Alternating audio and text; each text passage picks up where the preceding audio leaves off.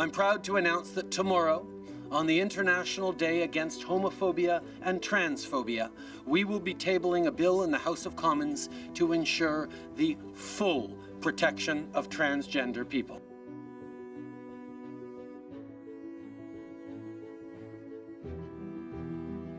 This was a terrorist attack motivated by hatred in the heart of one of our communities. We're going to continue to fund initiatives like the Security Infrastructure Program to help protect communities at risk and their schools and places of worship. We'll continue to fight hate online and offline, which includes taking even more action to dismantle far-right hate groups like we did with the Proud Boys by adding them to Canada's terror listing. We'll continue doing everything we can to keep communities safe.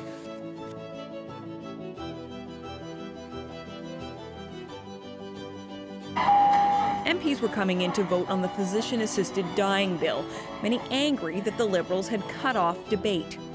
Now watch this. The man in the front is the Conservative whip. He can't get by a group of NDP MPs, including leader Tom Mulcair. On the left, the Prime Minister comes striding over to intervene. He has words with Mulcair. At the same time, he clearly also makes contact with MP Ruth Ellen Brosseau. Trudeau walks away. You can see Brosseau angrily telling her colleagues what transpired. As Brosseau leaves, Trudeau comes back. Mulcair is enraged. Trudeau appears to be headed after Brosseau. He comes back, and Mulcair and Trudeau shout.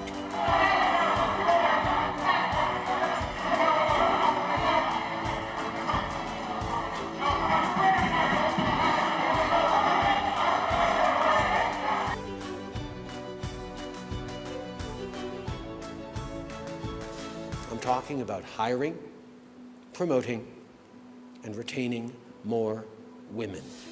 Research tells us that organizations with women on their corporate boards and in key positions of leadership perform better than those without.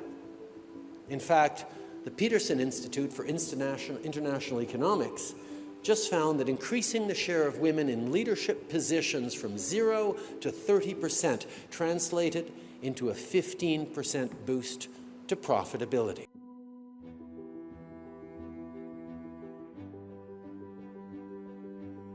In regards to standing up for jobs and defending the integrity of our rule of law, I continue to say that there was no inappropriate pressure.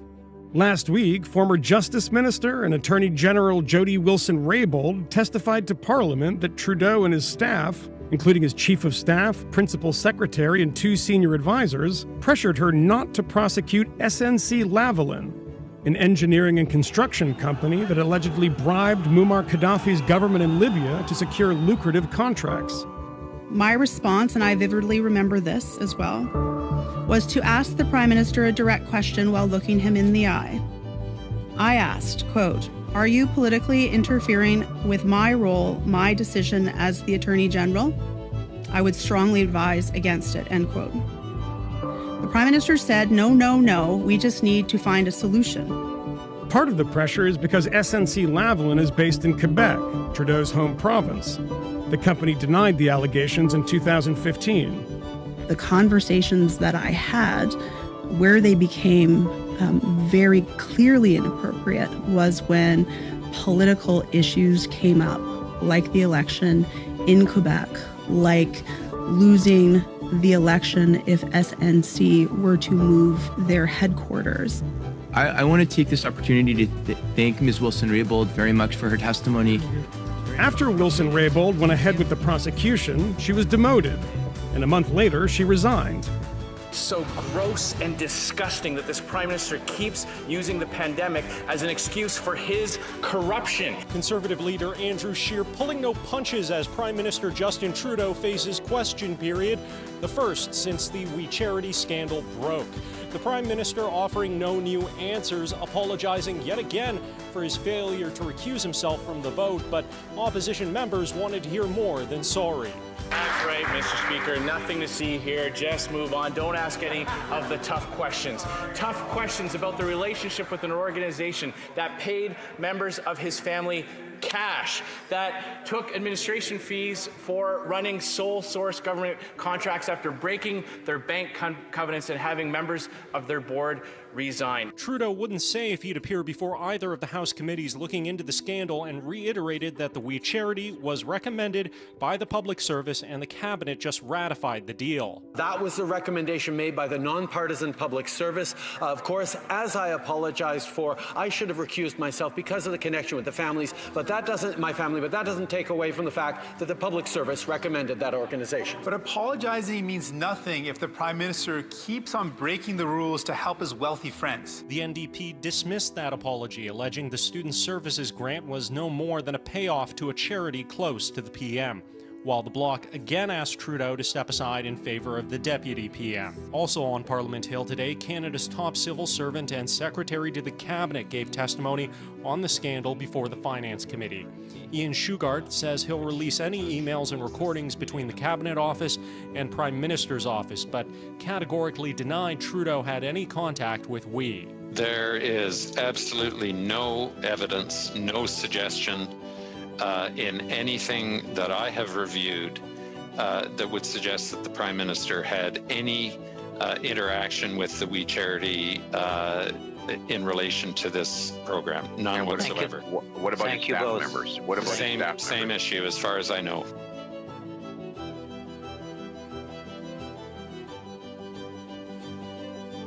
After discussing with Cabinet and caucus, after consultation with premiers from all provinces and territories, after speaking with opposition leaders, the federal government has invoked the Emergencies Act to supplement provincial and territorial capacity to address the blockades and occupations.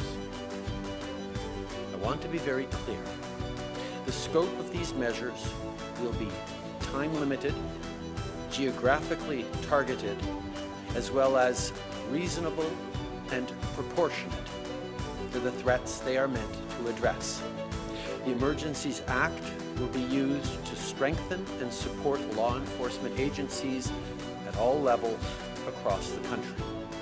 This is about keeping Canadians safe, protecting people's jobs, and restoring confidence in our institutions.